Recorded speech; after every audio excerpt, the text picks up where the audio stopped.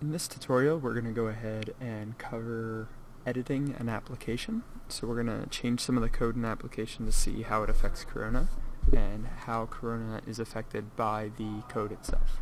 So I want you to go ahead and open the sample project in section 5. And what you should see is something similar to this. So here we have hello blank S5 Corona application sample app. We have a circle, a square, and the image. So what we're going to do now is go ahead and if you open in the sample project the main file in a text editor, so WordPad, Notepad, anything like that will do. I'm going to be using Sublime Text during this tutorial, and in one of the next sections we'll cover setting that up specifically for Corona. But for this tutorial you can even use just a basic text editor. So this is the code for everything you see on the screen right now. I'm going to go ahead and open it in Sublime to show you it in a little easier to understand way, but if you're seeing it in this form you can follow along. So this is the code for what we see on the screen. So we have here the various elements, first starting with the image. So you'll see here that the sample image is display.newImage, and it says sampleimage.png, then it has some numbers. So what this is doing is it's telling it to display a new image on screen. This is the image that it's selecting, and then this is the X and the Y locations to put that image. So 320 by 720 is right here. Corona by default uses the center of objects, so 320 by 720, defining it in that way, puts its center of the image at that location.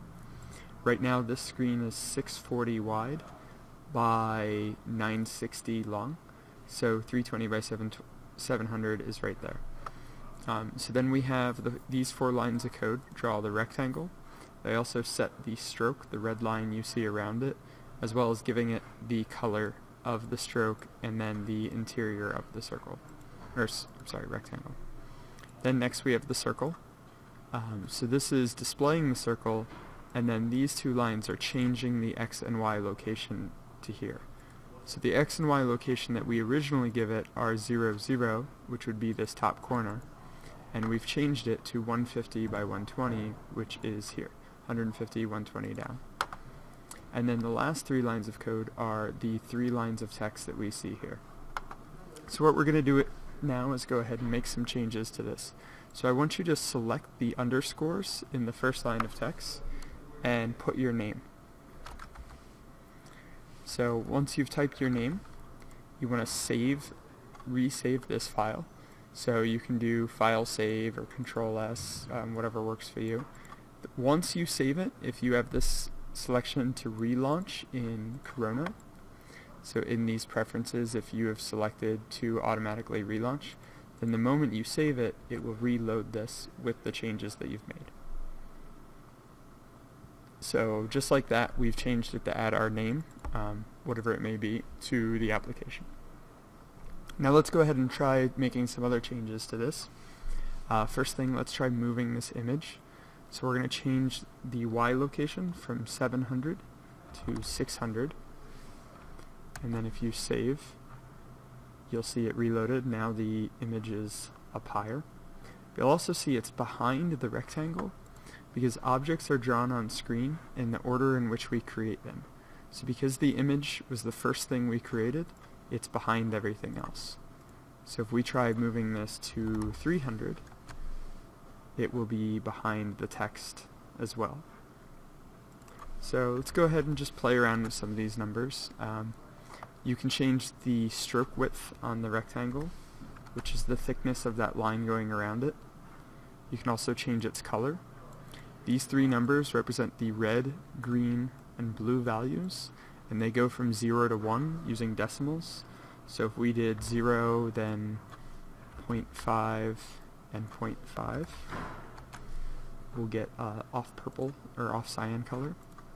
If we set them to 1 and 1, we will get cyan. There you go. This also changes the center of it, so we can make the center of the circle or rectangle green by 0, 1, 0. And try messing around with that to get whatever nice visuals you want for your screen.